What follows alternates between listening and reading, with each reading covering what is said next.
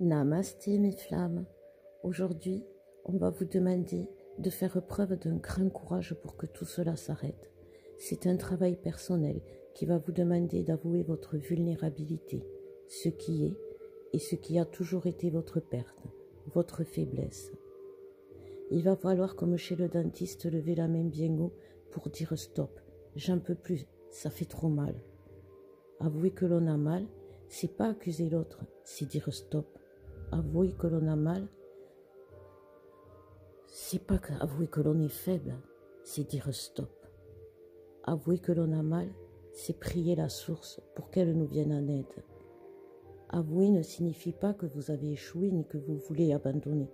C'est simplement un signal de détresse, c'est dire stop. Il ne suffit pas de crier au loup très fort pour être entendu. Vous avez tellement essayé, par tous les moyens d'exprimer votre détresse, que même maintenant plus personne ne s'affole. Pourtant, au fond de vous, la souffrance est réelle. Vous vous sentez de plus en plus emprisonné dans cette douleur que plus personne ne comprend. Vous vous sentez cruellement torturé, juste parce que votre rêve est d'aimer. Emprisonné, vous n'arrivez pourtant pas à lâcher ce qu'il faudrait pour que tout s'arrête. Cette étape joyeusement tragique que nous traversons aujourd'hui est une bénédiction qui nous fait vivre bien sûr une série de fléaux, tout comme cette relation, cette vie. Notre vie est un long parcours de désastres qui nous amène à une fin heureuse. Vous avez tout essayé pour que ça s'arrête. Un autre, inutile. Un nouveau départ, inutile. Le suicide, inutile. Alors, qu'est-ce qu'on fait maintenant? On ne peut pas changer ni décider de tout arrêter, et encore moins de quitter cette vie. Aujourd'hui, tant que l'on n'avouera pas, tant que l'on ne s'avouera pas vaincu, on ne pourra pas vivre. Aujourd'hui, l'autre, la vie, nous blesse pour tester notre résistance. Et résister, c'est faire croire à la vie que tout va bien. On sait bien que le masculin n'est pas bien quand il fuit sa féminine. On sait bien que la féminine n'est pas bien seule sans son masculin. On croit pouvoir, mais on ne peut pas. Et tout comme chez le dentiste, si on ne lève pas la main, il continue à nous torturer. Et au lieu de trouver le soulagement dans la guérison, on devient phobique du dentiste. On perd alors toutes nos dents et face à un morceau de viande, on vit une injustice. Nous n'avons plus alors accès à un tout petit morceau de la base de la vie. L'injustice aujourd'hui nous pousse à bout pour faire entendre notre souffrance. Quand l'autre te dit qu'il ne se sent pas de vivre avec toi, c'est qu'il ne s'estime pas à la hauteur de ta force face à la douleur. Ta super force le projette l'autre dans le complexe d'infériorité et par amour pour te plaire, il se transforme en victime.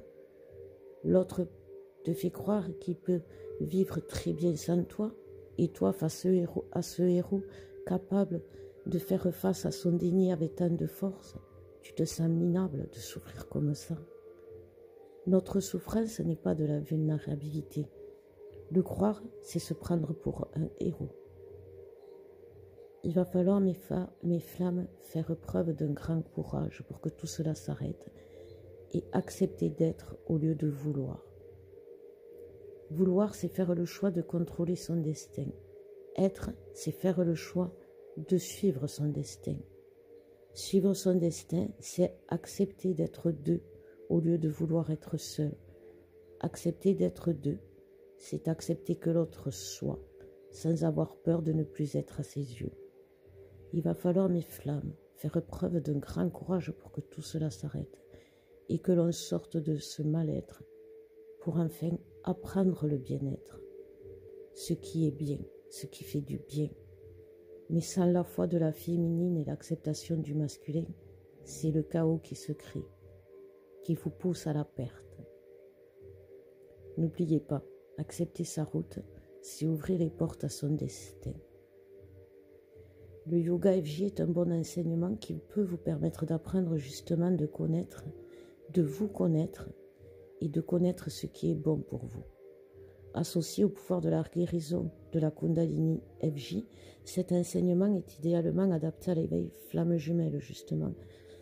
Il vous aide à être à l'écoute de tout votre être et en accord avec votre chemin de vie. Si vous voulez découvrir cet enseignement, n'hésitez pas à me contacter. Je vous embrasse, je vous aime. Je demande à Dieu, à la source, de nous protéger et de protéger toutes mes petites flammes d'un bouclier d'amour et de lumière.